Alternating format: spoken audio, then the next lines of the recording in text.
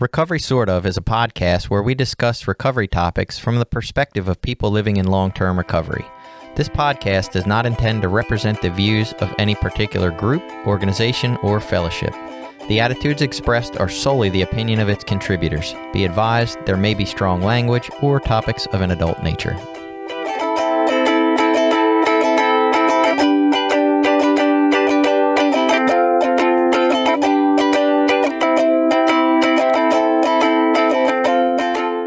Welcome back. It's Recovery Sort Of. I am Jason, a guy that has not been to a meeting in a bit. I'm Billy. I'm a person in long-term recovery. I'm Caroline. I'm also a person in long-term recovery who has also not technically been to a meeting in a while. And that's right where we're going to go with this as soon as we do some recap, is this idea of, I don't know the idea. That's the problem. I've been trying to capture this idea, right? Originally, it was like, hey, we haven't gone to many meetings. It's not feeling like meetings have a lot to offer us right now. And what are the practices we've done outside of meetings that have helped us to maintain recovery or still feel solid in our spiritual state or whatever it is? But I don't know. It's kind of evolved a little bit. Maybe it's more like what happened. What do you do when meetings don't feel like they're hitting the spot anymore or serving a purpose anymore, I guess, is maybe more of where I want to go with it. But I'm sure we'll have a topic solidified by the time we're done talking. Yeah. When I did tell Jason, I said, I kind of texted him before this. I said, can this not be like YouTube Bash 12-step meetings? And I sit here and try to defend it the whole time because that'd be really uncomfortable for me. And I want to bring in an ally if that's the case, so we're evened up here. I don't anticipate or think that's where any of this is going. This is definitely not like 12-step bashing from my end. It's just I don't feel bashy. Yeah. It wasn't about like the program failing or anything. It was just I did not feel like meetings were doing anything.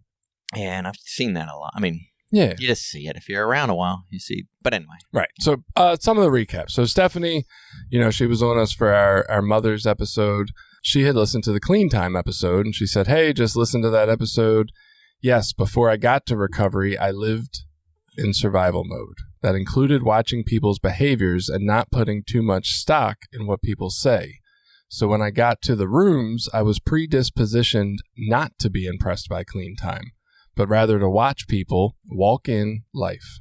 Turns out not everyone with long periods of sobriety are great humans, let alone good examples of recovery.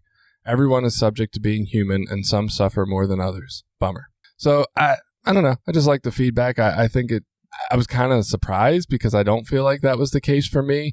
Not that I trusted people in active addiction. Like I definitely watched and saw if they were crooked or not, but when I came into recovery, I was in awe of Clean Time because it was some magical thing that I had never been able to possess. Yeah, me too. I just thinking people stay that long. I'd be like being in rehab, be like, can I even make it this 30 days? Right. Like that was impressive. So yeah, it was surprising to hear, but I'm sure that's some other people's experience too, if it's hers. And I feel like they start off in a better place than we did, honestly. For sure. Another individual, Miriam, reached out and just said, your podcast helps me a lot, and she had said some other things that were nice, gave us some ideas, but it was just really nice. So thank you, Miriam. And then we got updates on some of our money and where it's going and how it's helping the community, which is great. So donations that you guys give to us, this is how it works. You listen, you say, man, this was really relevant. It helped me stay in a recovery mode this week. I feel good about myself. I feel good about the things I'm listening to and thinking about. And then you send us, the price of a cup of coffee through our website, which is a PayPal donation button. And then that money goes to support the podcast in ways like buying us equipment that keeps us going, and then further goes to the recovery community. So Brandon was somebody who had 5 years in recovery at one point, and he was searching for a recovery house with structure and support that would keep him close to his family, and we were able to help out with the money to get in there. Spencer came straight from treatment. She was a family member of a previous employee of Voices and was referred for help. So she went through treatment, but was having a hard time finding the right recovery house with no money to get in and no support system. So we were able to, the funds were able to step up and help that out. Stephen was an individual who apparently was homeless in Baltimore City, but he had a connection to the community up here and a daughter up here. And so he was able to get into a recovery house up here. There was another individual, Rob, who was in the Cecil County Detention Center, but reaching out to try to schedule his release and get into housing for when he got out, and helped with that. And then Sarah. Sarah also was able to get into the house. Apparently Voices had done some wound care for her and was already in connection with her. And I guess through some of those compassionate outreaches, she decided to seek recovery. And, some of the funds were able to help her get into a place. So, nice. Yay. Yeah, that recovery housing funding is a little messy because, people can get recovery money for housing, but then you're limited to certain houses are only approved for the money and certain ones aren't. So you have a limited number of beds, even though there might be houses open, the money from the state can't go to those houses. Mm-hmm. And then there's you can only get so much money within a certain amount of time, so that if you went and got some recovery house money and then you have a relapse, that funding may not be available to you the next time you need to go. So yes, there is money out there from the state, but it's not always available to everyone, or not always convenient for people to go to a recovery house that might be the best fit. Yes. So go to recoverysortof.com. If you enjoy the podcast, if you have the funding, if you want to give back to the community, go there, click on the PayPal link, make a one-time donation, set up a small monthly donation, whatever works for you. Check out all our history of episodes. You can read the awful transcripts and laugh along that YouTube has provided. Thank you, YouTube. And you can do all kind of stuff on there. You can find us on social media, Instagram, Twitter, Facebook, all those places, Reddit, whatever. YouTube, look us up, comment, interact with us. We love your feedback. If there's something we didn't mention about a topic, bring it up. We'll readdress it. We'll do a whole nother fucking show on it if it's good enough. Yeah, if you want to come on, reach out. We've had guests on. Yeah, if you got something. I don't know if I'm just having Bob on. Yeah, just Bob. Gotta have something interesting, Bob. Yeah, what's going on with you, Bob? I mean, are you fucking depressed, or is there something we can help you with? Can we talk through something? All right. Anyway, back to this idea of not going to meetings. So I think you beat me to it. Was not going. I think you stopped sooner than I did, or whatever. So tell us what happened for you that led this? Because I feel like a 12-step person, we fucking know meeting makers make it, right? We've heard that a billion times, and we know, people who don't come to meetings don't know what happens to people who don't come to meetings. All that good fucking sounding shit. I can't even make sense of that. But. Well, because if you're not in the meeting, you don't get to hear the person who comes back and says, "Hey, I stopped going to meetings and relapsed." Too complex for a Sunday morning. So what happened? Why'd you stop? So I think I was like a religious meeting attender for so many years, and I think it was kind of like a catastrophic life event that shook the foundation of that. So when my husband passed and COVID, right? So those two things really brought about a lot of change in how I viewed my recovery, how I viewed the fellowship, what I felt like I was getting out of meetings, what I felt like I needed at that point in my life. I think those were the two things, right? So it was in the midst of COVID, and sometimes meetings were live and sometimes they weren't. But when you went to a live meeting, everybody had a mask on. You couldn't hug. So that that social connection that I had been getting, which was probably the biggest thing I'd been getting for maybe the last 10 years, if I'm being honest, right? The biggest thing was that community. So that had really gotten kind of decimated by the pandemic. And then in conjunction with that, I was still struggling through grief and feeling I think I talked about this when I was on for the grief episode, feeling after that 1 month point, no one really wanted to hear that I was struggling with grief. They didn't know what to do with that. The first few weeks were very supportive. How are you? And then it was kind of oh, we're not going to talk about that anymore. When you say that, were you still going into meetings and talking about it and people just weren't giving the same response? Or did you decide that people didn't want to hear anymore and just stop saying it? That's a good question. I would say it was not so much about sharing in meetings. I never felt like I couldn't share what I wanted to share in meetings. Probably more the reaction I was getting before the meeting, after the meeting, right? When I would see the people that I had known for so many years and the question, how are you, had stopped, Ooh. Yeah. Like, Well, and I imagine even from one or two people would feel like a lot. 'Cause right. And you're that's really not right. that close to that many. You know, we go to meetings and there's 30 people there, but most of the time you're close to 2 or 3 that are in the meeting. I mean, this was Unless my you're really home group, I would say. So But probably it a was big bigger, meeting. Yeah, a that was bigger group of I'm used to people. Cecil County. We get 20 people in a meeting's a lot. Right. So yeah, I think it was, and then so kind of starting to take a little bit of a step back from the meetings because of those two things, focusing more at that time when, dealing with grief and doing group therapy and individual counseling. And that was kind of the start of it, leaving that home. So it evolved. It's really been something that's been going on for the last couple of years. I think what really kind of drew the line in the sand for me inadvertently was that, we had a home group that I liked. I mean, it was close to my house. I really liked that. It was like 10 minutes away, which in Cecil County is kind of amazing. Yeah. I mean, at least, the part of Cecil County I'm in. But, and it was it was a decent meeting. I wasn't ever feeling like I was getting like some epiphany when I went there, but I liked the people who were there. So that was kind of good enough. And then, I was in school and I had a class that night. And I was like, okay, I'm going to have to find another home group. And like, I had struggled so long to find one and had settled on that one and liked it. And like, I just didn't put the effort in to go find another. And then, months started piling up of like, I haven't been to a meeting in a few months and like, I feel okay. And then like, I'd go for someone's anniversary because I'm still, this whole time I've been like willing to go. It's not like I'm not going into those meetings.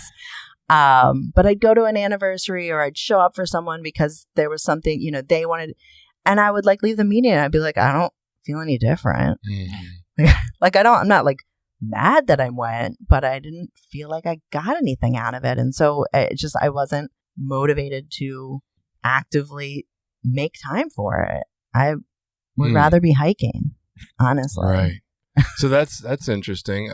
Looking back at my history, because I feel like I was trying to anticipate where Billy was going to go with his side, not his side, but like, I've heard you share on here a few times, like you went through this period when you guys sold all your stuff, you moved to different parts of the country, you were moving around, you weren't connected in meetings, there weren't meetings a lot of places, like, and you felt at that point that you had suffered from not going to meetings, like it had a negative impact on your recovery or your growth as a person. And looking back at my life, there are periods where that happened to me for shorter amounts of time. I didn't do it for years, but for 3-6 months here or there, not really hitting meetings, not being focused, life got in the way, whatever. And it did feel like it negatively impacted my life. And yet this time it hasn't. And I don't necessarily know the difference in those two things of like why or why not. I could take some guesses.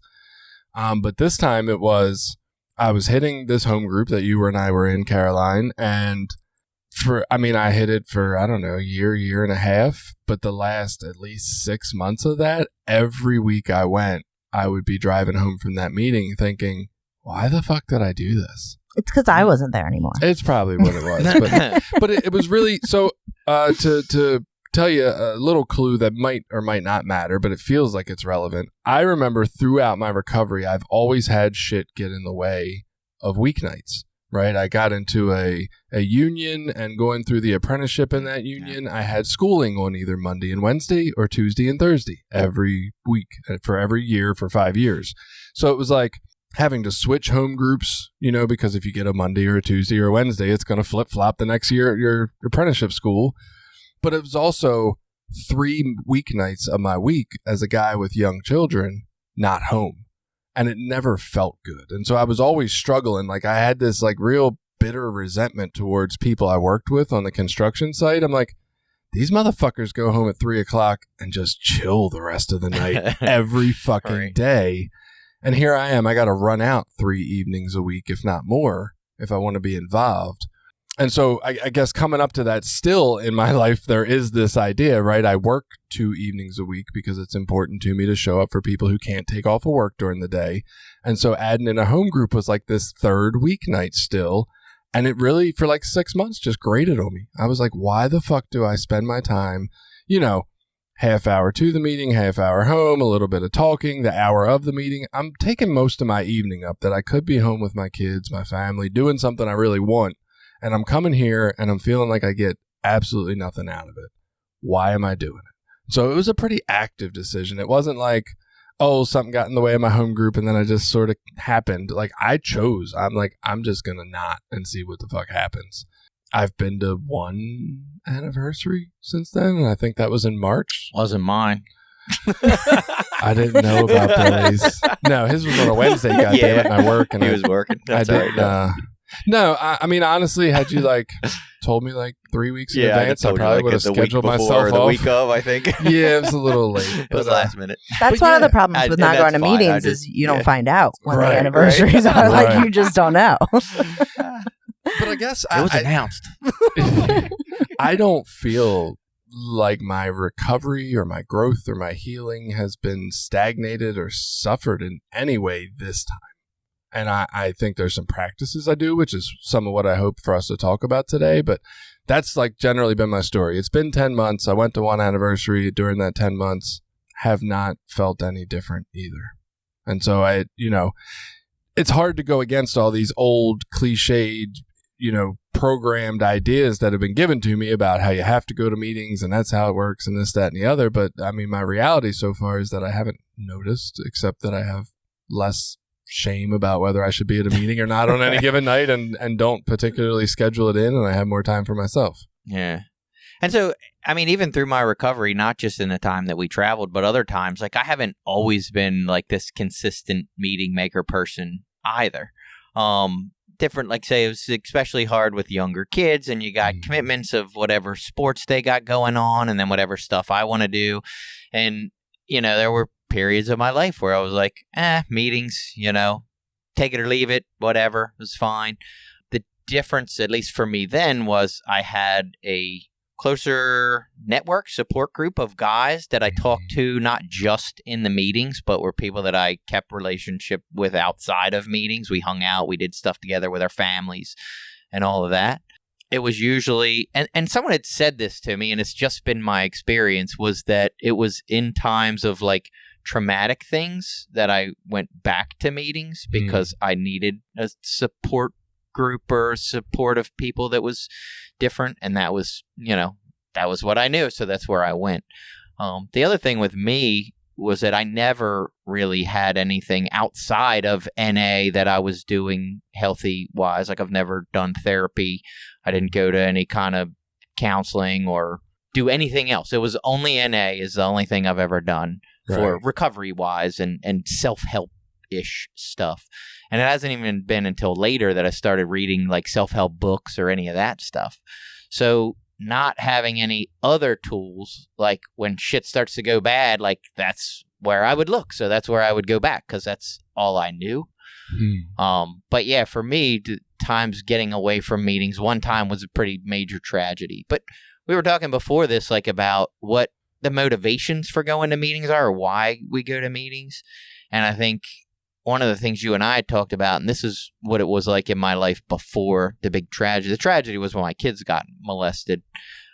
Up until that point, like, I was going to meetings to help other people. Like, that was my service. That was my way of like giving back. Like, I was great. My life was great. I had, the kids and the house and the career and everything was fucking great. So I'm there helping you. It wasn't about me trying to get or do anything. And then that's, for me personally, when it became easy to like blow off meetings, like, oh, my kid's got a thing, or there's Monday or Thursday night football's on, the Ravens are playing, I think I'm going to stay home and watch the game. Like, I wasn't as committed to going, so it was easier to not go. Or maybe even like, fuck, the Chargers are playing the Chiefs. That's probably a good game, right? Yeah, right. It's not my team, but it's a good one. Or even, I had a long day. I got out of work late. I'm a little tired. I'll just skip this week. It's fine. So my motivation for meetings has changed over the years too, and I've constantly been in a position of looking at, like, why am I coming here? What am I getting out of this, and what is this doing for me? Early in recovery, I think it was like most people, like, I went because I was going to fucking use and die if I didn't. Like, that's what you told me, and that's probably the first 5 years of my life. That was pretty much the motivation, if not longer. I mean, It might have even have been longer, but that was it. Like, I'm going to use and I'm going to die if I don't come here. But then after staying for a long time, like, I have seen people that leave and do fine. that are people that I know. And some people say, oh, they just look fine on the outside. No, one of them I fucking work with, and he's doing great. And you know what I mean? Like, he's not using, his life's not in the shitter. He shows up for work every day. He's a very good employee. He's like my partner at work. Like, it's great. He's doing great for himself. And I have nothing against him. He got clean. He got his life together, figured out NA wasn't what he wanted to do. Good for him. Right. I know some other people that don't come anymore. But for as many of those as I can pick out the tragedy stories, too, of people that stopped coming, even people with a bunch of time that went, like, completely off the rails and, their life's shit. So, I don't know. You can find what you're looking for, I guess. Well, I guess. And I don't know this as totally just theory on my part, but for me, I would wonder how much healing and growth the people have gone through in their time in the recovery process, right? Because for me, what it has felt like, it did not feel like early on that I could stop going to meetings either, right? It was definitely a life or death thing. And I guess the problem is later on trying to argue that message in my head that keeps telling me that. Like, oh, you better not stop going. You might not use, but you're going to be a miserable fuck. You know how this goes, right? But the feeling is that there has been a level of growth and healing inside of me that's not the case. And so that's where it's like, okay, does it matter if you stop going to NA with 30 years or with 4? Or is it how much have you been able to heal in that time so where you don't feel the need so much to escape from your life all the time? Like maybe you feel a lot better in your body and drugs aren't necessarily the answer or don't seem like it anymore. Yeah. And I think it's important why people leave. I mean, not why they leave, but what is their motivation not to come? Like in your case, you're doing other things I know of for your mental health and well-being. I can't specifically say for you, but like it's like I said, how far did I get in my recovery? Like, am I fairly stable now? Like, if I'm fairly stable now, chances are I might be okay. Like, I don't think if I left NA, I would go out and use now. I really don't. I may never use again in my life. Right. Regardless of whether I fucking go to meetings or not.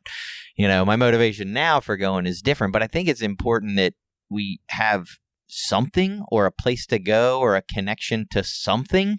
Like, I tend to think that's what church is for a lot of people. Church is just their connection to something because to a community of some sort. Yeah, they go, and then you talk to them, and they're like cussing and talking about cheating on their taxes, and they don't ever mention Jesus' name whatsoever. And then you find out they go to church all the time. Like, really? I would have not pegged you for a church guy. But I think that's like this connection to like a community and a sense of belonging, and they probably get some sort of self-help there. If you're in a good church, they're giving you some helpful living your life by good principles stuff, hopefully. A place to vent if you have, bad things going on. So... Well, and okay, so when we were talking right before the episode, right before you got in here, Caroline, I was thinking that I went to meetings for quite some time just to be of service. Like, I don't, like, looking back, like, what was I really getting out of this over the, last 5-10 years of my life? Because it hasn't felt like I'm going to get good information or tips and tricks for how to stay clean, right? Right. So what am I doing? And service was what came to mind because it is a nice built-in place to be of service, right? You can show up and help mentor people. You can just be a stable presence. But I don't know, actually, like looking at it while you were talking more about that idea, I don't know that that's really what I was going for. Like, there was the opportunity to do that there. But I think especially, okay, and you mentioned COVID, Caroline, and honestly, I forgot about COVID somehow. But yeah, I think that was part of this process too. I moved to Cecil County like 4 years ago. I wasn't connected to people up here. I was trying to find this, like, where do I fit, right? What people are going to be my community of people? And like, I was trying to do that in the Northeast town area where there was a lot of newer people, and I felt useful, but I didn't necessarily ever get really connected in there because the turnover was too much. Find a peer group. Right. So then I went to this other meeting where I was a home group member with Caroline, and there was like some older, more established, stable members, but I just never and like you said, they're nice people. I liked being around them, but I didn't necessarily feel overly connected with them. I didn't feel like we shared similar ways of being or theories about life or where we hope this goes. They were more of like the old school kind of sit down, shut the fuck up, take the cotton out of your ears and put it in your mouth kind of people. And like, right. that's just not anywhere close to where I'm at in my recovery with people. So I think what I was really looking for was a place of connection. I wanted to connect to a community. I want to feel a part of. I want to feel like I belong. And I didn't. And I think that's what I was leaving upset about every week was like, why do I keep coming here if I'm not getting this fulfillment of connection? Right. Yeah, I would say I hate to blame it on the area, and I don't know that I don't believe the area is the biggest piece of the puzzle, but I think it is a piece of the puzzle because when I make the hour drive down to Baltimore County to go to meetings, I relate a lot more to what's happening in the meetings, what's being said. Yeah. Not that I'm doing it a ton, so maybe those have been anomalies, but well, they're anniversaries. No. People are talking about not just. Up here, it's harder. It's harder. It's a newer area, newer in that a lot of people don't have much time. It just feels like a different area. And so I wonder if I lived closer to a more metropolitan region where there was more diversity and more people who had different kinds of lives and doing different kinds of things, that if I would get more out of the meetings going. And that's one of the issues being in this small rural area which is why I kept my old home group for so long. I had the same home group for 20 years because that particular meeting wasn't as subject to that high turnover. Like there was 3 or 4 of us that had been there for that 18 years, and the meeting had ebbed and flowed, but the core of us were the same. And the meetings around immediately in like Elkton or this immediate area have changed tremendously. Like just a lot of recovery houses, a lot of, like, say, younger people with not a lot of time. And I guess that's what we were talking about, as well, Jason and I. For me, I go now because it's my community of people. I feel like sometimes I'm forcing that more than it is. Mm-hmm. What I mean is I have the home group now that I'm in since I switched, and I've been there a year or so, right about a year. And I don't know that I feel overly close or overly connected to any of those particular people. I like them. 2 of the guys that are in there I've gotten to know pretty well. They're great guys. We're not hanging out on Sundays watching football or going to do stuff together. Actually, that's not true. Me and one of the guys last winter went skiing with our kids. But so those are the kind of things that I had built into my recovery, at different times that were really helpful, is that connection to other people. And those people happen to be the same guys that went to that home group out there at Rock Church. So like we were hanging out, watching football, doing sporting events, taking our kids places to do stuff. And so it did feel more like my community and my connection. And I'll say, as a guy who tends to see people because of my work who struggle finding friends or finding places to find peers. You know what I mean? Like, I think this is a very normal adult problem. Like, you either meet peers at work or they're people you knew from elementary school. Like, there's kind of, it's hard to meet people unless you have like a really built-in hobby that you go and do stuff actively for. You might meet a community there. Like why people join the VFW or whatever the fuck. Right. And I club, whatever that shit is. I do think. Do people still join those? Or I thought they were might all be just dying off. Yeah. The era of people who joined them. Drive through Rising Sun on a Friday night to have VFWs hopping. But I guess maybe that's, if you were somebody who says, man, I don't know where to find friends, well, you do kind of have a built-in place where you can sort of do that. Like, you can sort of peruse the meetings looking for similar in thinking peers. You know what I mean? Yeah. But like, I'm done friend shopping right now. Well, but if you had somewhere else to get that, would you feel like the meeting necessarily provided a ton of value? Like, if you were already, for some reason, maybe you just joined a men's meditation group and made some good buddies in there, and you guys all like did the things you're talking about, would you find that the meetings had much value left? So at this particular moment, I would say yes, but not always. No. And it's just, it happens to be a humble state that I'm in right now that doesn't last all that long all the time, And I say, it's the same with the connection piece. Like, I don't know what sparks it to feel like a connection, because, I have a H&I commitment, sharing with Jason before, and I go down to the rehab that's on Route 40. It's like they take state insurance, and it's not the high dollar hoity-toity rehab, and you go in and you can tell it's a lot of people that are like fresh off the streets and their hygiene's not great and they're missing teeth and, they're right fresh off the streets. And here I am 20-something years with a successful career and a family, and I'm so far removed from any of that. But yet when I went this time to do my H&I commitment, I'm like, these are my people, and this is where I will be if I don't take care of myself and do the right thing. But I don't always feel that way. I can walk into that same exact room and be like, what in the fuck am I doing here? I have nothing in common with any of these people. This is so much different than the life that I have now. And I don't always know what sparks that. I've been lucky, maybe. I don't know if lucky is the right word, but my wife has stayed really connected to the recovery community, and Narcotics Anonymous in particular. So she's never been overly pushy about me to stay connected, but it's always like, well, that's what she's doing, so I'll just do that. Yeah. Right, it's another piece. And 100%. Then we have mutual friends, and like our social network is kind of based in a lot of that, so it is helpful. Which you don't have that, and you don't have that any longer now.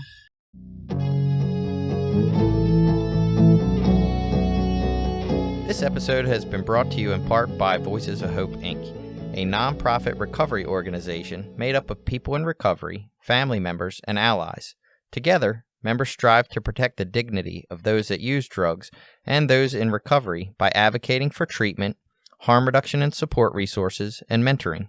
Please visit us at www.voicesofhopemaryland.org and consider donating to our cause.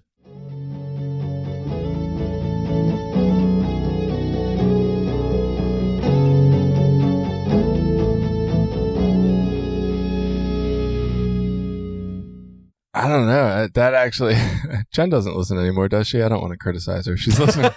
The thought just occurred to me, and this is not.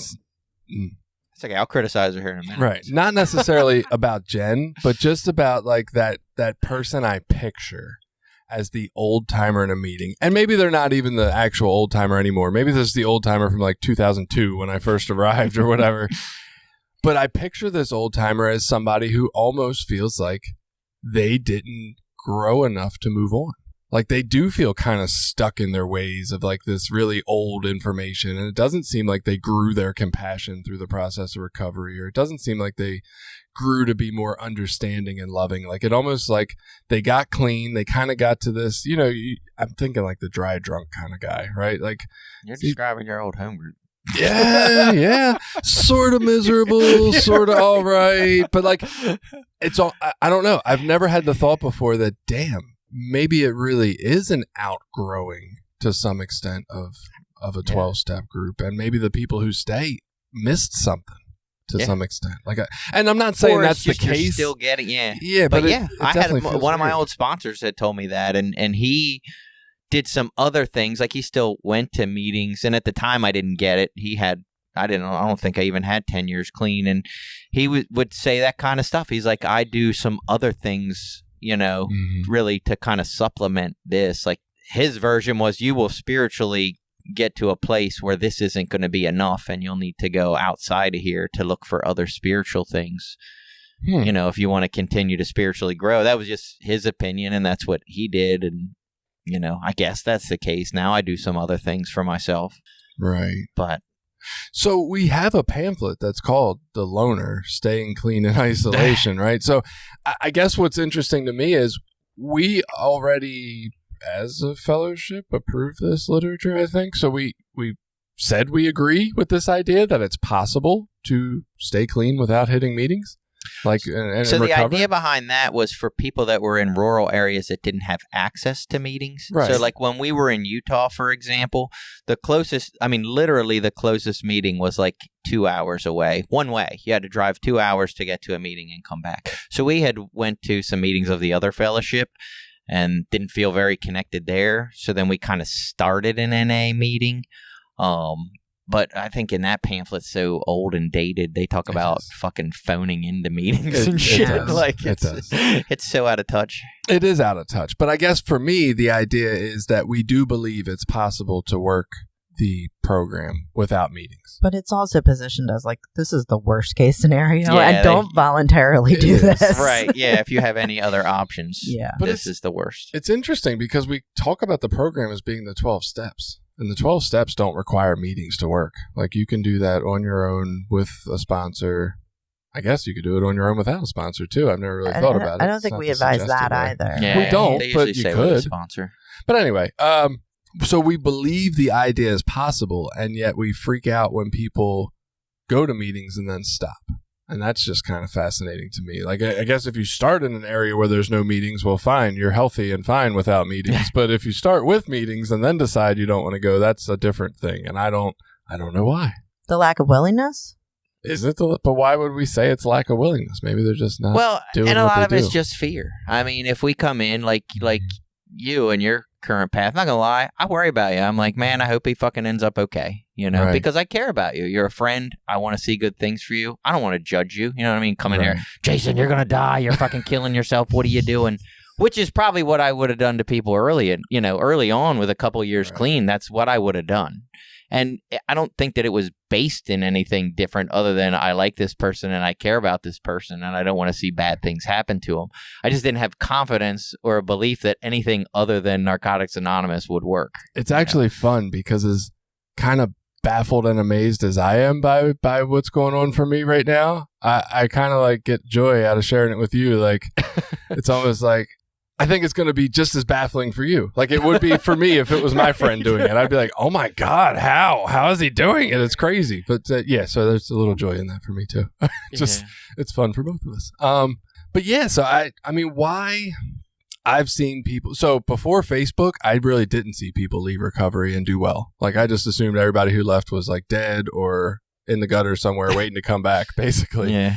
And Facebook has kind of opened my eyes because you keep in touch with people who stop coming to meetings, and some of them choose to drink regularly or socially or whatever we want to call it. And it's been 12 fucking years. Am I still waiting for them to fail? Like, But sometimes they do. Yeah. Sometimes they're just dead. Like, yeah, and that's the thing. Not everyone comes in here, gets healthy, and outgrows this process. Some people come in here, they don't really want to do any work, they don't change a lot, and then they go back to the life that they had before. And that's tragic. You know what I mean? Like, man, why didn't you just stick around a little longer and do a little more? You'd be so much better. Well, it's funny because you were talking about, like, I work with this guy. Like, you see this guy and are around him every day for long periods of time where it's too long to fake it, right? Because that's the story I told myself, too. I was like, oh, they're not really happy. They're just doing that stuff and, like, getting by, and they're not really happy or growing, right? But from more time and being around more people and watching them over the years, and like, yeah, I get it. Facebook's not the almighty, like, your life is great because you post nice pictures of your kids, but like in general, I got a pretty good idea of, like, they seem pretty fucking happy. But I've happy. been fooled though. I mean, I know people who have left the rooms like, 6, 8, 10, 12 years ago, convinced based on Facebook. Right. They are okay. They're keeping their shit together. It's been all this time. They haven't gone off the rails. And then I see the post, they're dead. Mm-hmm. So I don't know. I think for me, like you were talking about earlier, Billy, like leaving and then you use the reverse, which is choosing not to come. And for me, like, I don't feel like I've left, just like choosing not to come right now. And see, that's what I did. Yeah. Yeah. So like the door is still open, and I would worry about myself if I was like, I'm never going back to those meetings. That would be a place where I would get concerned about myself. That closed-mindedness. I'm going through a bit of a hard time right now. Like I found out about a month and a half ago that, I guess it wasn't, I don't know, like a month and a half ago that I'm getting laid off in a few weeks. I literally have not had one job interview. Mm-hmm. It's not a great scenario. And so I it's such a weird topic to be doing because I've gone to 2 meetings, but they've not been 12-step meetings. I recently, just in the last few weeks, have gone to a couple of the recovery Dharma meetings because I do feel like I need probably something, because this is a bit of a tough time in my life. I don't know that that's the solution for me. I need community. And I don't know that I'm finding that there or going to find that there. I've not had success finding that in this region in the NA meetings. I've thought about going to AA, but then I'm like, do I change fellowships just to try to make friends, like to find people that I have things in common with? I would say yes. Fuck yeah. Yeah.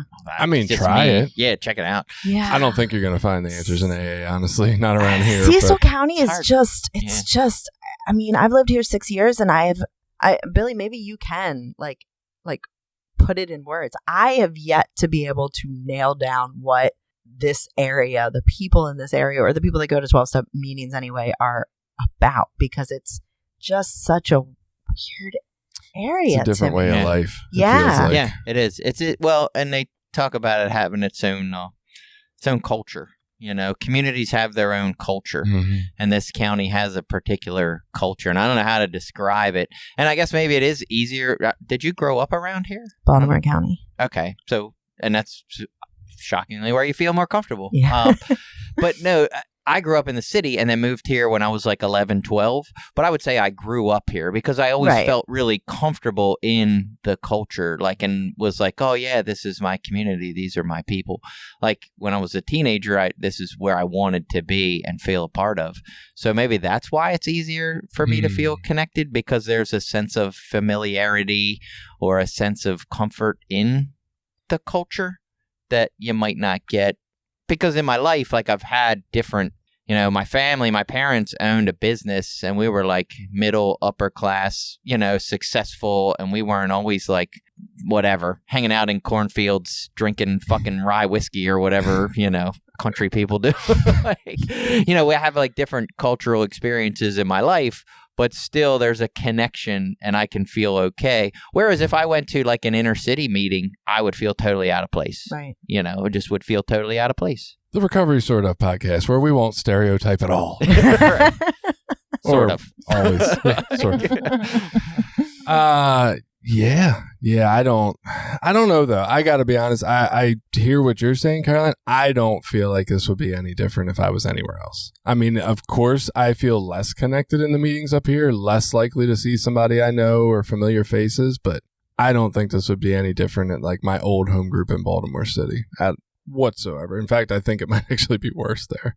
But your needs for connection are probably, I mean, they're very different than mine.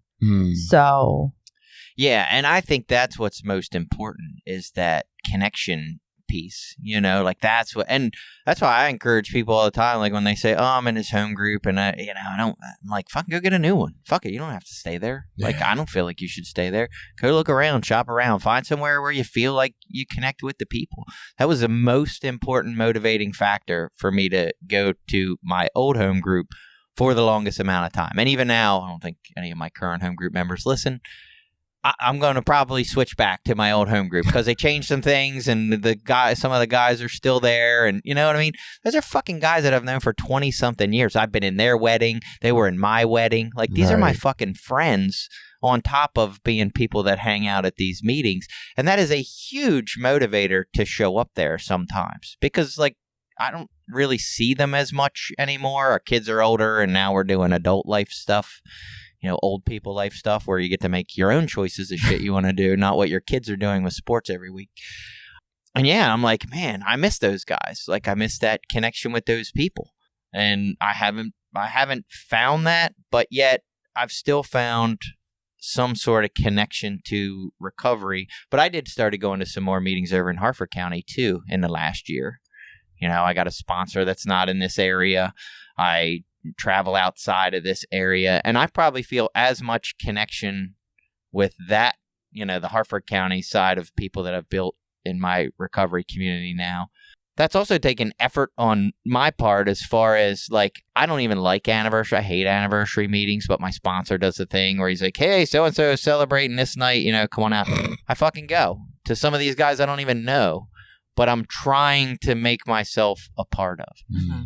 One of the things for me that was humbling that I realized, especially after traveling and being around, was I had this attitude when we traveled around. Like I would go into meetings and be like, I have fucking 17 years clean. Like you people should know that. You know what I mean? Like you should recognize like that should mean, and this maybe gets back to the clean time Kiss thing. the ring. Yeah, it was like some weird, so I would go into meetings and there was this weird for me thing of like, well, I don't want to say I'm a new person, but then how do you sort of say you got all this time without saying it? Because you don't want to be that arrogant fucking guy. And then I was like paralyzed into like not knowing what to say. And so I would sit there and not say much and then judge the shit that nobody came up to talk to me after the meeting or be my friend or ask any questions about me. Mm-hmm. And so now I can go to meetings and I recognize like sometimes even with 20 years clean, and I'll say this out loud, like in my meeting in the home group, I feel like I'm the outcast. I feel like I'm the one that doesn't belong there. Like they all belong there. They got their group. I don't really know them all that well. And I'm the one that's fucking feels awkward and out of place and like I shouldn't be here. And I guess the really interesting thing from that statement to me is that we just did that episode on self-discipline, and we both agreed that like the idea of tuning into yourself and really figuring out what's right for your body as opposed to what people are telling you you're supposed to be doing is more conducive to self-discipline. And yet I feel like your body is telling you you're the fucking outsider, you're the outcast, you're the piece that doesn't necessarily belong here or fit in with this group, and yet you're still trying to force it. That's interesting. Well, so the way that plays out, though, that's like the way I look at that is like getting up in the morning for the gym. Like every morning I get up and I'm like, fuck it, I'm skipping today. I'm not going. That's the first almost thought that, not every day, but like 3 days out of the week, that's the first thought. And then I'm like, get the fuck up and go. You'll be fine. The meeting thing is the same. I will think that and feel that way. And then after the meeting, I hang out for a couple minutes. I chat with a couple of the guys that I like or people that I know. And then all of a sudden I'm like, yeah, that's bullshit. I belong here just as much as anybody else. I'm the one putting myself on the outside, not this group of people. I mean, I got to be honest. You can say that. And I love that it's working afterwards. Like it feels good. So, okay, maybe I retract my statement about it not being right for you. But this idea that, like, if I look at you in a meeting of 30 people, chances are there's another guy who's got 10, maybe a guy with 12, maybe a guy with 4, a guy or girl. I'm just saying guy. Maybe a person with 2. Most of those other people are like in versions of chaotic use or chaotic early recovery and don't match what you are the outsider just looking at the picture. So I just, I don't want you to put that on you as in like, I'm making myself the outsider. Like you are, you're different than most of those people, unfortunately. And that's where I think maybe the problem comes in later in recovery. It's not like, can I still relate to these people? But you do. When you said Cecil County is tough, beyond the fact that the people are a little different, there's also the fact of if you walk into a meeting with 10 people, there's only 10 chances to have a peer that's like you. If you walk into a meeting with 100, there's 100 fucking chances. There's 10 times as much opportunity. Right. And I feel like that's kind of the same idea. Like the longer you stay, the less opportunity you have for peers because most of them ain't there. And I believe that's why some people love the online Zoom meeting thing. Because that opened up different peer groups and access to different communities that they didn't have before. Right. And all of a sudden they join some home group that's a bunch of similar. I mean, again, that's why even for me, even now, part of what you're saying is true. I'll give you a little credit there. And I'm thinking like I need to go back to my old home group because maybe there is something to that feeling. And it is important that I feel connected and a part of I think that's it's the important point. that I feel right. Well, it's important that I feel it, not that I just force it. Right. And I got that from that other group of people. And so it's like, they've made some changes that I think would make that a more recovery conducive environment for me. I can still get those connections. So I will probably end up shifting back, and we'll see how it plays out. Now, what people keep saying to me, I'm like, oh, that sounds stupid. They're like, well, why don't you just go to both meetings in the week, and go to 2? I'm like, 2. That's hard. Try it out till December. I'm going to give you my 10 Well, one's on Wednesday, one's on Thursday. I can't go to 2 back to back. Like, who's got that kind of time? Alternate weeks. Caroline, you had said something about my needs for connection being different than yours. What did you mean by that? I was curious. You have a very full house. You're around people all the time. That's what I thought you meant. Yeah. It's the family thing. Like I get my dogs, but I'm alone a lot. So I think my yeah, I think my needs for connection are definitely different in that circumstance. Like you need, and I'm not saying you need this, but just to give the Let me tell you what you need. the Right. difference. No, just trying to lay out like what the difference might look like for somebody who's listening. So like for me, what I'm picturing, Caroline needs the community that's going to like text each other throughout the week and hang out maybe on the weekends, maybe even on a weeknight here and there. Like people to actually actively That's be a in high your bar. life. I don't even expect that. Well, I mean, the thing is, right, guys, like I'm in my late 30s now. Women my age have families and kids. Like to find people that are actually going to have time to like hang out, but just to even be able to go to a meeting and find people that I have things in common with, and Ooh. in that period of time, the half an hour before, half an hour after, get connection. Right. That's like that. That's all I'm looking for. Like I don't expect more than that because it's I don't. It's tough. It's tough at this age range. Like that's what people my age are doing. And so to contrast that with what my needs feel like, you're right. I have 5 kids, right? There's 2 of them are a little older, not around as much anymore. But yeah, I got my wife. I got the 3 younger ones. Like I do have a lot of connection at my house, and what I get from other people throughout the week, most of my connection is through messaging services. And like it's just the thing I have time for. It's the thing that the people I connect with seem to have time for in their life. You know, I'll send a fucking 3-paragraph message to somebody just about some shit I was going through or thinking about or thinking through, and they'll respond. It's a lot like the conversations we have on this podcast. It's just through messaging. And I've got like 5 people I do that with. Not to cut you off real quick, but there's another one. My wife uses that Marco Polo app. Oh, right, She right. loves that. Yeah. Yeah, she loves it. Well, she likes it because she keeps in touch. She's like, that has helped her keep in touch with her like peer group of girlfriends because she doesn't have an hour to sit out on the telephone, you know what I mean, to chat and catch up. But she said with that Marco Polo thing, like they can leave a message, and if it's like 30 talking minutes. into the abyss. Yeah.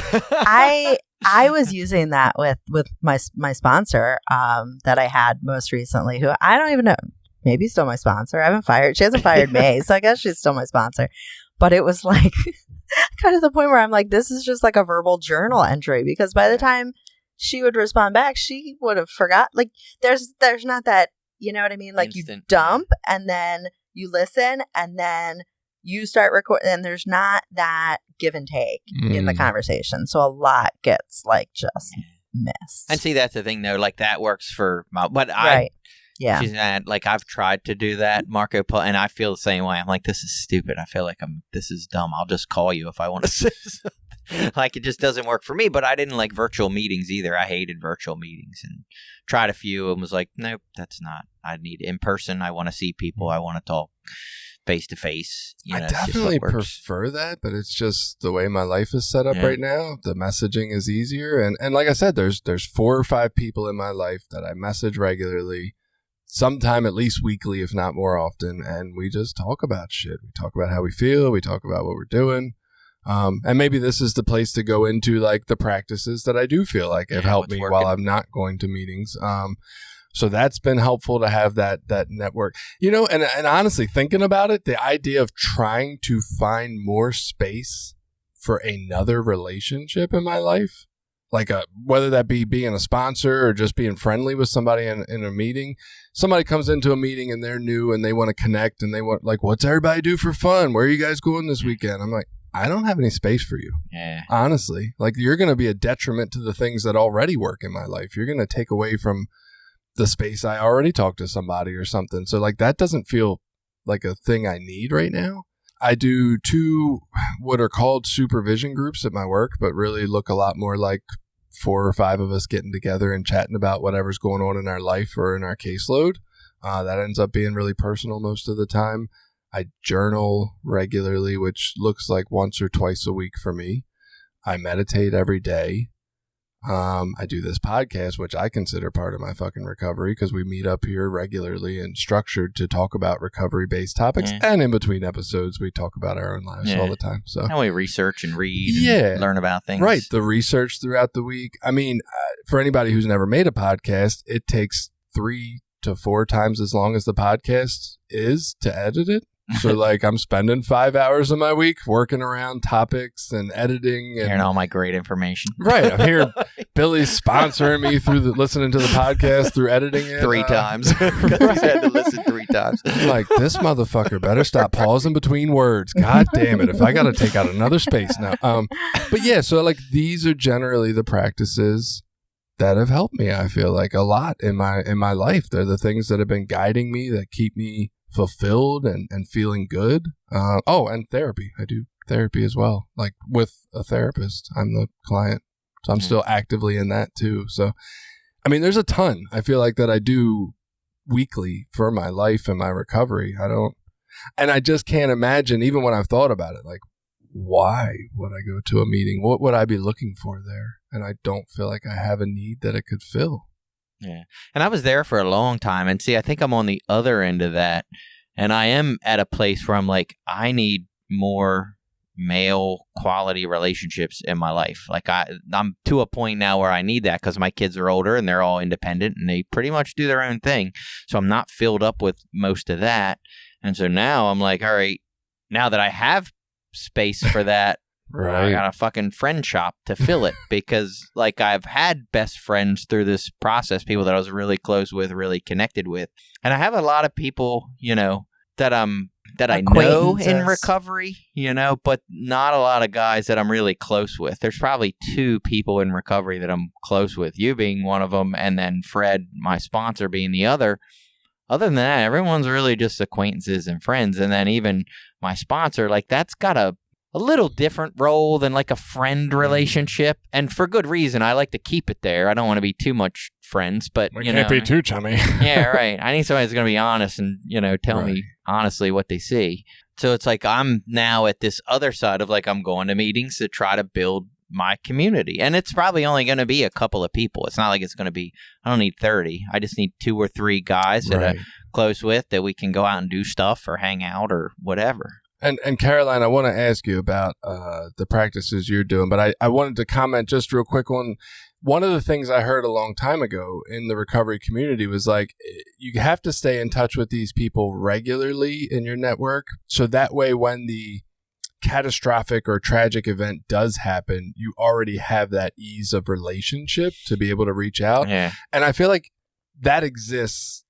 I mean, for me, it exists in a few places, but I feel like when you were describing like you and me being close, we don't talk a ton during the week, but it pretty much never fails. We send a text or 2 each way, and it keeps us in that position of like, when something happens, it happened a couple months ago. You texted me, you were like, hey, can we do a phone call later? And I'm like, come the fuck over. We'll sit outside and talk. Like, it just, what we're doing, our practices have kept us in the position to have somebody, I guess, when that tragic moment happens. Like I have at least 3 people, if not 4, that I'm like, yeah, I'm definitely telling them every tragic event that happens in my life or anything I'm going through. Like I feel connected in that way.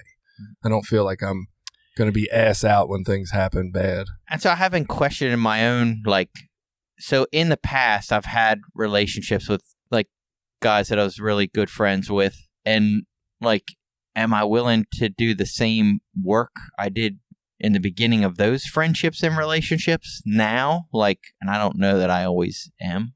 And what I mean by that is a lot of those friendships were born out of, we were all in the same home group, but I didn't join that home group because we were all connected. It happened as a result of showing up there for weeks and then months and then years. And then it's like all of a sudden, well, shit, I've watched you grow and your kids grow and now we just know each other by default. So going back to the idea of like the practices that have helped you feel okay, what do you feel like you've done in your life? I know you're giving me that smile because you said I don't do anything, but I don't really believe that. But like, what kind of things have helped you feel centered and stay okay? I feel so not centered right now. Not centered right now. It's the job thing. Yeah, I was going to say, the job thing that's a is lot. Really, that's a lot. Like I was sitting actually in this room this past Thursday for the Dharma recovery meeting, and Jenny did a meditation and like a guided meditation, and had this entire list of questions like, what do you want from your life? What do you want your short term to be? How do you feel when you think about that? Like just these broad kind of general life questions. And I'm like, I don't know the fucking answer to any of these right now. Right. Like this impending job loss has me feeling really lost. Outside of that, what I would say is, I was trained for so many years, my entire adulthood, basically, that like, if you're not in recovery, practicing a program, going to meetings, you're going to use. And that is the last thing I want. And so throughout all of this, whether I've been actively seeking other ways to improve my mental well-being or not, I've tried to remain really keyed in to like, how am I doing? And if I'm not feeling okay, like, what do I need to do about that? So I would say right now, I'm much more like just trying to like get through the days. And a lot of that, like keeping myself okay, is like physical activity. Like hiking is a really big one for me. I've been trying to get back more into yoga. I was doing really good. And then I was out of town for some reason, like being in someone else's home. I can do yoga every day. And then I get to my house and it's just like, oh, I'm just going to sit on the couch. But I will Funny, say, the comfort in our own home. Yeah, absolutely. You mentioned like, I don't have these practices. And yet, while a seated meditation or a lying meditation is a more formal version, like there's absolutely mindfulness and meditative practices in hiking, breathing, yoga, like all things that you express that you do some of. So I don't think you're doing nothing. Like I don't think it works doing nothing. I don't think I'm certainly not doing as much as, like when I really started to pull back from meetings, it was a conscious decision because I was doing other things. I was doing, group therapy for like a widows group. And I was doing, therapy with a counselor. And I'm probably I texted my old therapist yesterday. So I'm probably going to be getting back into therapy again. Like it's just, for me, like just being aware, because I don't want to destroy my life. I don't love my life right now. Like I don't love it, but like I don't want to end up with a needle in my arm. So, well, we throw around the word trauma a lot, for a lot of things, but losing a job, especially this was like a career that you've been at a long time, like that can be pretty catastrophic. It's identity, like it's very theft. Yeah, when it's unexpected, I think it's even more traumatic. You don't see it coming. Yeah, I mean, I kind of saw it coming, but like I've been unhappy there for a while. I've been having major issues with my boss all year, and I really brought it on myself, if I'm being honest. Like the quiet quitting thing, I wasn't quiet. I was like vocally, like I wasn't quitting, but I was like, no, I'm not taking on more. Like I'm not putting more on my people. I'm not taking, I cannot do anymore. And so it wasn't a total surprise, but still.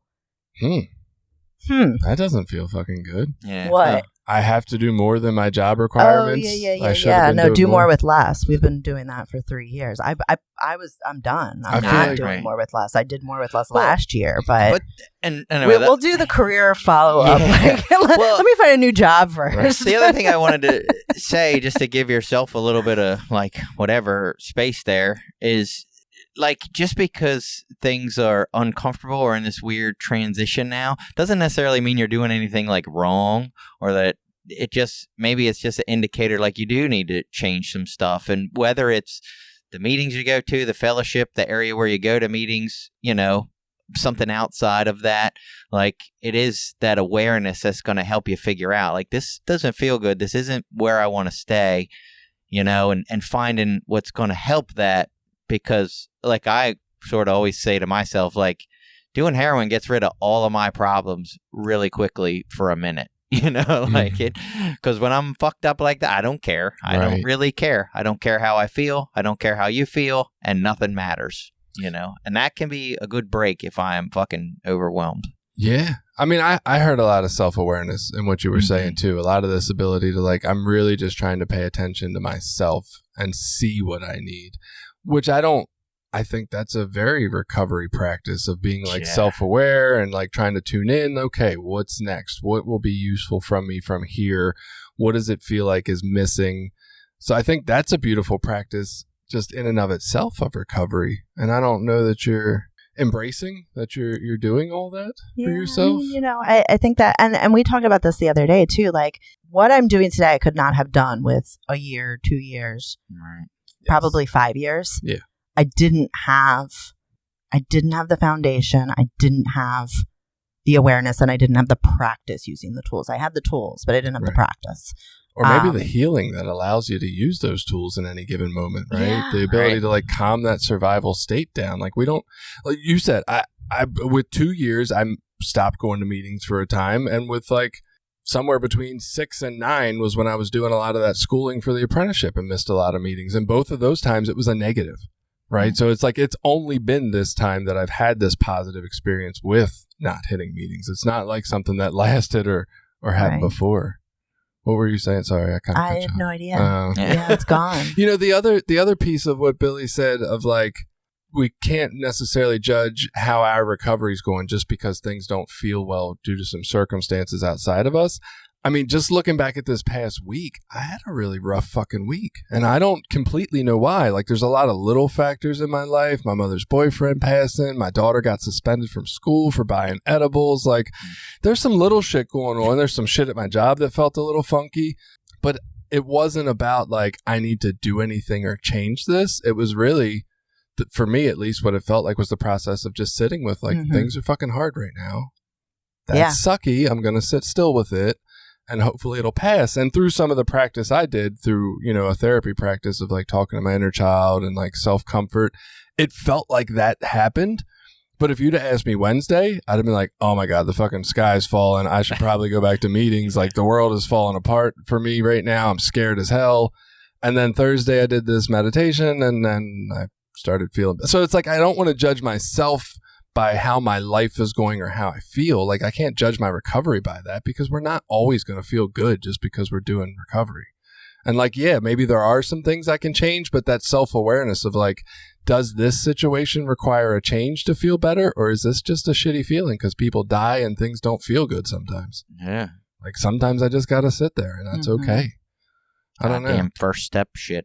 Right. Well, Like, and that's what I picture with losing what can your I job. change? What can I not change? What am I supposed to do here? I don't know. Well, I guess that's what I picture with being laid off. It's like, Yeah. am I going to judge how my recovery is going because it's uncomfortable to be scared about not having enough money for my mortgage? I don't think that's a way to judge your recovery. I think that's like, that's a fucking scary That's situation. a real life, scenario. Yeah. And if you weren't scared, I would be like, are you high? Like, what the fuck is going on? Like, you should be scared, bro. You're not going to have a job. Yeah.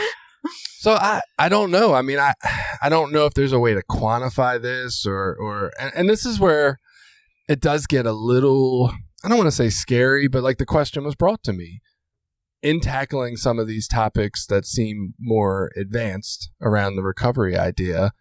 Are we ever going to present ideas to people that maybe are too soon for them or they're not ready for, or is there a piece of suggestion like, hey, if you're less than 6 months or less than a year, maybe you shouldn't stop going to meetings or, I don't know the right way to express this. I'm just trying to help people who have experienced it or who are experiencing it. Like that guy who's got whatever, 15, 17, 20, 25 years, or that girl who's got that and they're sitting there feeling uncomfortable because they have this desire to not go. And I want to be the person who's got a voice who says, I have felt that. I have been there. I get it. This is what I did. This is what worked or didn't work. Like, I didn't have that fucking voice. And I felt like I was just arguing against all the program information in my head the whole time. And like, oh my God, I'm going to die if I don't go to these meetings. But I wish somebody would have been there to support me through that. I gotta say, now you mentioned that, and I realized I'm guilty of that as well. Like being in meetings and saying, yeah, I've been through periods of time where I don't go to meetings, and it sucked and it was terrible, and you shouldn't do that. And I don't know that that's the right information to give there. I mean, if that was your experience, I guess, but I just, there was no voice to help me guide me through that process. And I'm not, an interesting thing you said that struck me weird. Like, I wouldn't say I'm not a Narcotics Anonymous member. I don't feel like a fucking active member, that's for sure. I feel like I always have the emails when you archive them. I feel like somebody archives my membership. But it's I know what you mean. there. So there's the people that leave that are like, fuck NA, those people suck. I'm there, shit doesn't work or whatever. And like in my times of not going to meetings, it's always been more like you're talking about. Like the door was never shut. It was never anything against like the meetings or the fellowship. It was just like, oh, I'm too busy, or I don't have time, or that doesn't work for me, or what, right this minute or whatever. But it was always still like, oh yeah, it's there when I want to use it. I'll it's just still go a back part of and your get identity. It might not be for you. I'm not for me, it like is. Yeah. It For me, is like I still am a always member was, of yeah. NA. Like that hasn't gone. I feel like it's an option still, though. Like I wouldn't hesitate if things were bad and I wasn't sure what to do. I wouldn't hesitate to think, oh, meetings might But I guess help. for me, I've realized it's always an option. Like that's the thing. Like it's always got to be optional.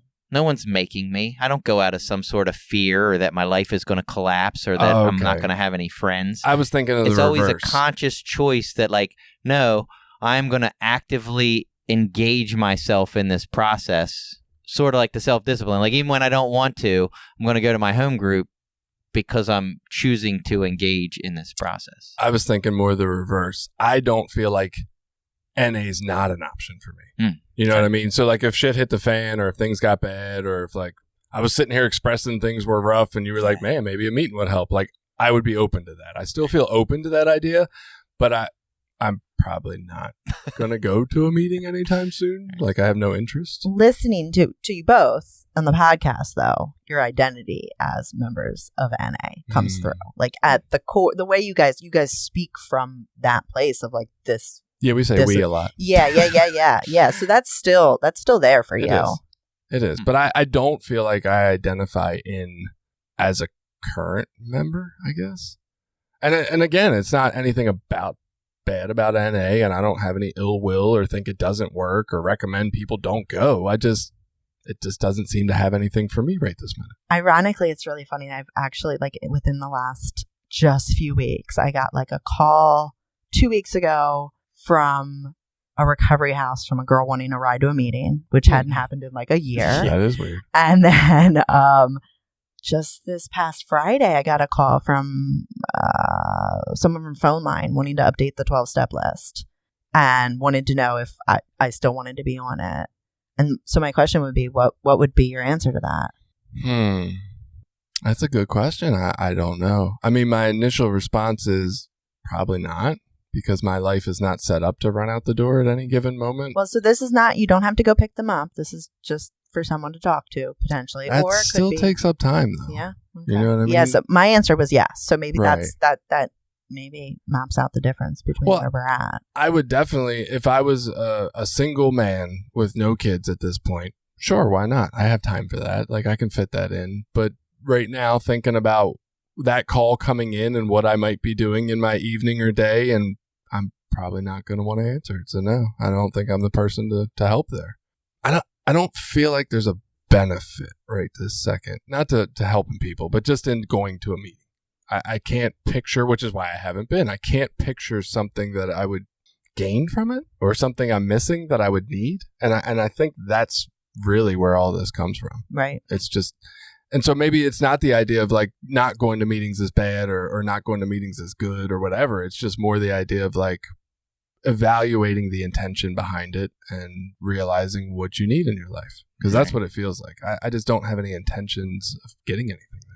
Yeah, and I agree with that from a growth perspective, right? Like if I were to go, it would just be to try to build that community again and try to have that connection. Like I don't feel like I go to 12-step meetings today and get information that I can then process to my benefit. Yeah, it's very rare that I do that. Caroline actually said something interesting to me the other day. And I hadn't really thought about this a whole lot. Can I talk about this? I don't know what it is. Do you want to whisper it in my ear I'll first? edit it out. Yeah, I'll edit it out. I mean, if nothing else, I guess Billy will hear, but I will. We were talking about the idea of you meeting a new romantic interest. Mm-hmm. And my suggestion was go to more meetings, right? I was like, sure, why not? That's a cool place to meet people that you have something in common with.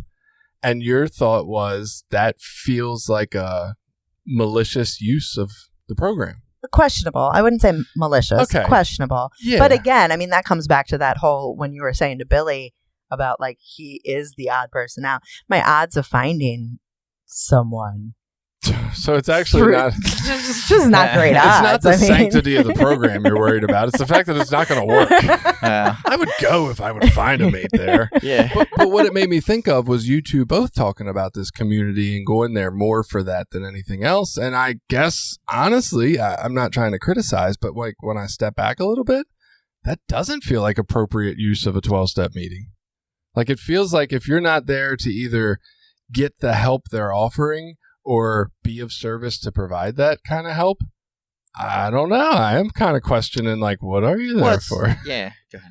That was also in reference to changing fellowships, right? Okay.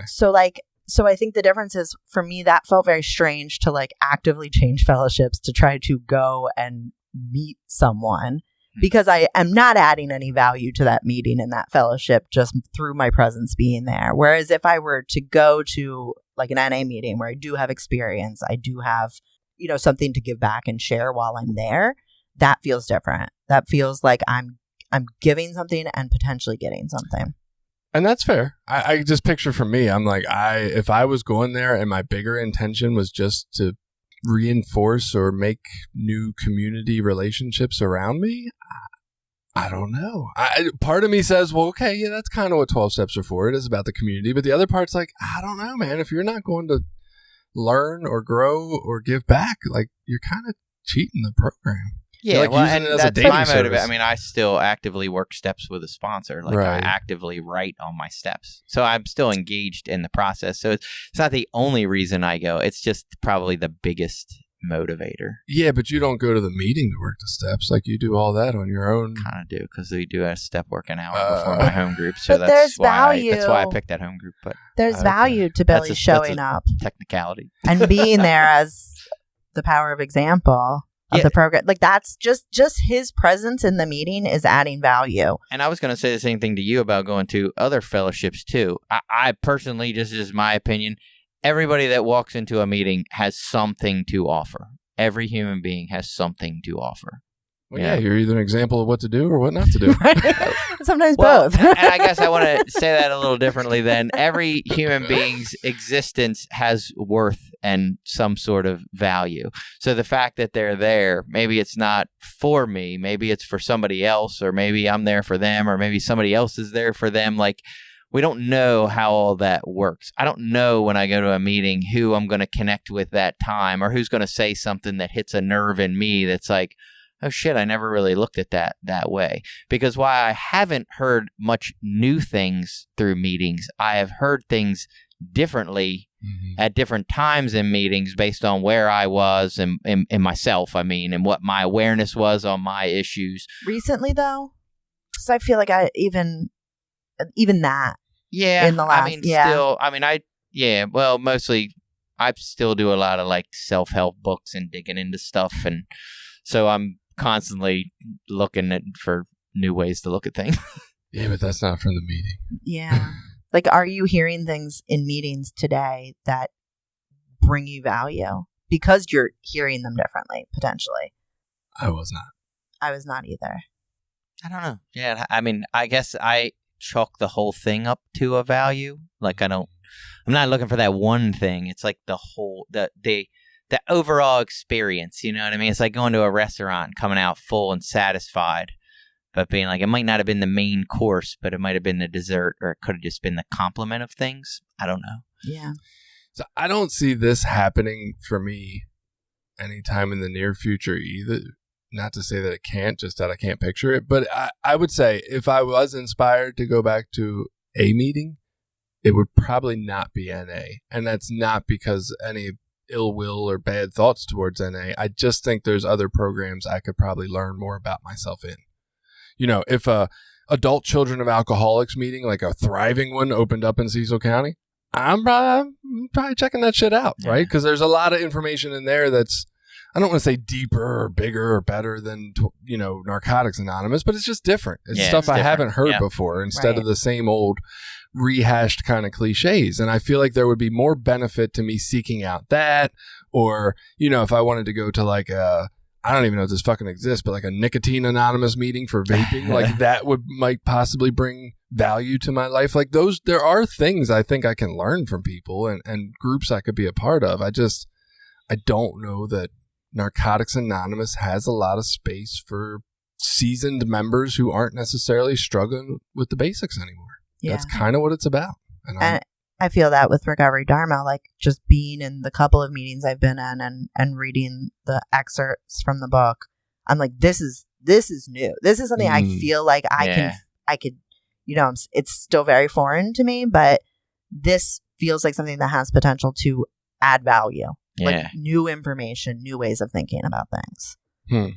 So what is, I guess maybe this episode is about what to do when meetings don't feel like they're providing what they used to provide, or when they don't feel like they're, I used the term hitting the spot earlier, but I don't have a better term for that, right? Yeah. Like they're not, meetings at one point scratched the itch. I went, I heard things, I connected, I was like, oh yeah, me too. And I felt better when I left, and they stopped doing that. So like, I guess the question is like, what are your options when that happens? I mean, you can keep going. You can kind of push through it. Maybe it is just a stale piece of your, life or something, or your recovery where it just feels kind of stagnant, possibly, right? You could try to get more involved. You could do some of the practices we talked about that are just more personal practices. You could continue to stay in touch with people and work steps. If you had a step study or something less formal, like a weekly Saturday morning, we have brunch together and talk recovery, and then I work steps throughout the week. Like there's a lot of different ways this can look, I guess. And it doesn't have to be so singled into, did you hit a sanctioned Narcotics Anonymous meeting? You know what I mean? Because we can accomplish those same goals in a lot of other ways. And if meetings aren't feeling like it, maybe there's some ways you can adapt your life and look at that and make it fit in a different way that is still recovery oriented. Any final thoughts? I was just say, hit more meetings and you'll find one you like. You just haven't done enough work. Well, there you go. No, but this area could just be really limited. So. Yeah. Drive further. Yeah. Spend more of your time when you don't feel like you have it. Yeah, I don't know. I mean, I don't have any better advice to that. I think the more we do this, the more I learn that recovery is a highly individualized process, and things that worked or didn't work for me may or may not work for other people. And it's really just like, can we feel safe enough to branch out, try things, and see what happens? Well, not only that, what worked for me a year or two ago might not work for me now. Exactly. Like just things, it's an evolving and changing process. And as I grow and change and become this different person, my needs and shit are different. And then my life is different, so my needs are different. And, it's the awareness, starts with the awareness, and then what can I do about it? The awareness is so huge too, though, because like at the core, like I keep coming back to this, like, okay, someone with 6 months who's like, I hate going to meetings, and they hear this, like the self-awareness to know truly how you feel inside and where you're sitting, because this can kill you. It can kill you. And if meetings are a piece of like keeping that from killing you, like then meetings are a good thing. I don't know. It scares me. I guess still at my core, that's still there. Yeah. That there is still that little piece of that. It's like, well, that still hits that spot for me. And I think if I had to give one like caveat or disclaimer, and maybe I should have did this at the beginning for all the people who don't listen to the end, especially an hour and a half in, but just this idea of like, I think we hold too tight a lot of times from our experience in our life to this black and white thinking, right? If I do this, it's great. If I do this, it's not as good or it's bad. And allowing ourselves the freedom to know that no decision is going to be the downfall of everything, right? Like I have the space to experiment, and I did not feel that early on. Like I felt like, oh my God, I can't take 2 weeks and not go to a meeting and just see what happens. Because maybe you couldn't, though. Well, right. But I'm not saying to do this in like a dangerous type way. But like if at any point in my recovery, I'd have said, you know what, for 2 weeks, I'm going to not hit any meetings, but I'm going to put in place a system where I call my sponsor or someone in my network every day and we talk for 15 minutes. I highly fucking doubt I would have used during that 2 weeks, right? It's just this idea of like giving myself the space to try shit. And you know what? After 2 weeks, if I feel like shit, it's easy to go back. I just go back. It's not like I failed. It's not like my plan was wrong. And I feel like we have too much of that, right? It's if you don't follow this by the book, you're going to fail. And then if we do, it's all shame-based, so we can't come back. And it's like, man, why can't we just have the freedom to try some different shit along the way and just see what works? Like, it's not... I think that's common to people with new shit, though. Yeah. People, when they first start their diet or when they first start going to the gym, they're going to tell you how fucking great it is. Yeah. Like, Yeah, I guess. I mean, but I just feel like my not life helpful. maybe would have been fuller if I felt like I could have tried more. I didn't feel like trying things was allowed. I felt like I either had to know it was the right thing ahead of time or no, it was not the right thing ahead of time. And there was no room for like, I'm going to try this out for a month, and if it doesn't work, I'll just adjust along the way. And I wish we had more of that. All right? Yeah. Hit 7 meetings or hit none. But either way, have a good week.